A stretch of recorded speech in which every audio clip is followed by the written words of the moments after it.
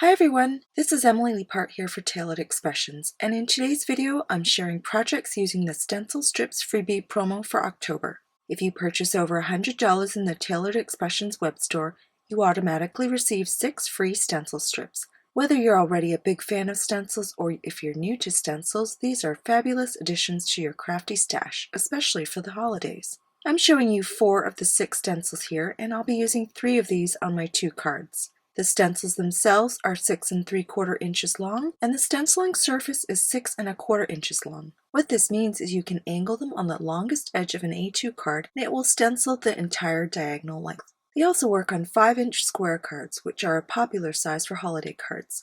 I just wanted to show you how versatile they are. I'm also going to be using the Merry Millie stamp set and coordinating dies from the new Christmas release. This is the 3rd set in the Max and Millie stamp collection, and it's super cute and can be combined with the other 2 sets. The first thing I'm going to do is stamp the 2 images I'm using. I'll remove the foam insert from the Mini Misty stamping tool since these are rubber cling stamps. I place a panel of sugar cube cardstock, position the stamps, and ink them up with Oreo ink. I ink them up twice to get perfect coverage, and then I can start coloring the images with Copic markers. Both the sugar cube cardstock and Oreo hybrid ink are compatible with alcohol markers. I'm going to put on some music and speed through the coloring process.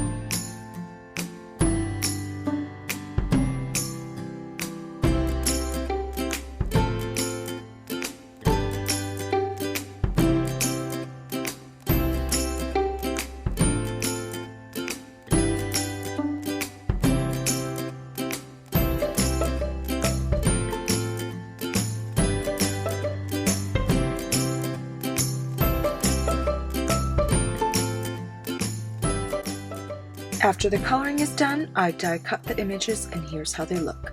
Aren't they adorable? I just love them. Now I can create the stenciled backgrounds for my 2 cards.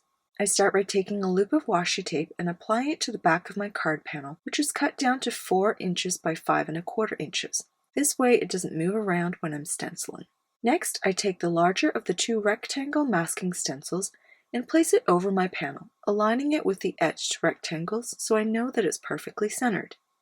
I take sea salt ink and my gray blender brush and softly ink up around the edges of the frame. This will give the impression of a second panel on the card. Now I'm going to use the Joy stencil strip and tuck it behind the rectangle mask so that it's closer to the cardstock around the edges. This way the little letters will get a crisp inking around the edges.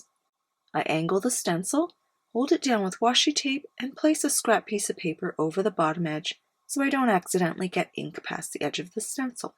I want to create an ombre effect with saltwater taffy, confetti cake, and Cookie Monster. The darkest shade of blue will be at the top of the card, gradually fading down to the lightest blue.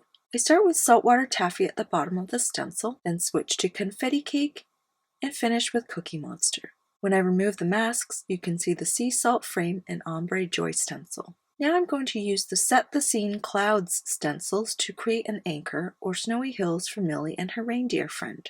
I used 2 of the cloud stencils to create mounds of snow in the background at the base of the panel. Again, I slide the stencil under the rectangle mask and ink blend with sea salt ink. I switch to a second cloud stencil for variation and then add a bit more sea salt ink at the base of the rectangle to create more of a shadow in the snow.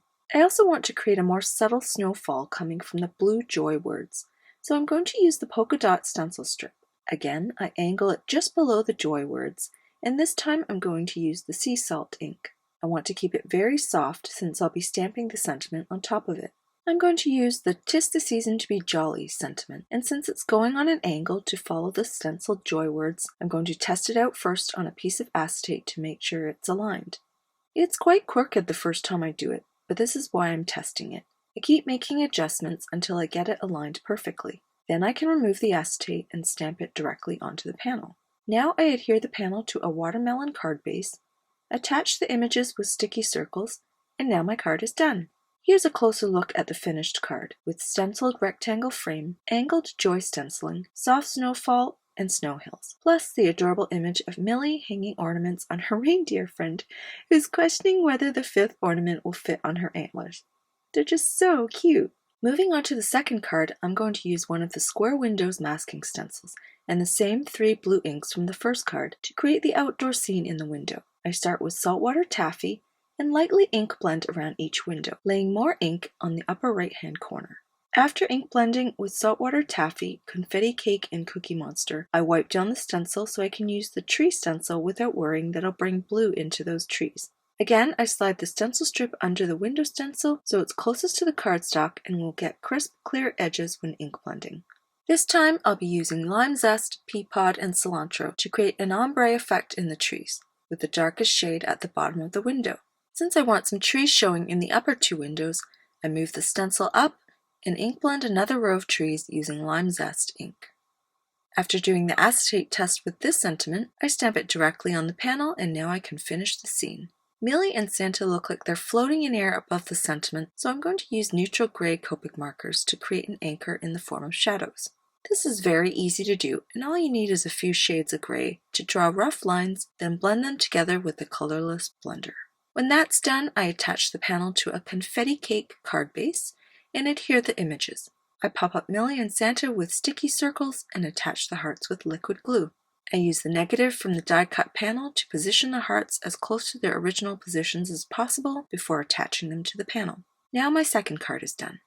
Here's a closer look at the finished card. It doesn't get more adorable than this. And here are the 2 cards side by side. I hope you're inspired to create with the Christmas release and free stencil strips. Thank you so much for watching. You can find all of these products in the Tailored Expressions web store at tailoredexpressions.com. I'll see you again soon.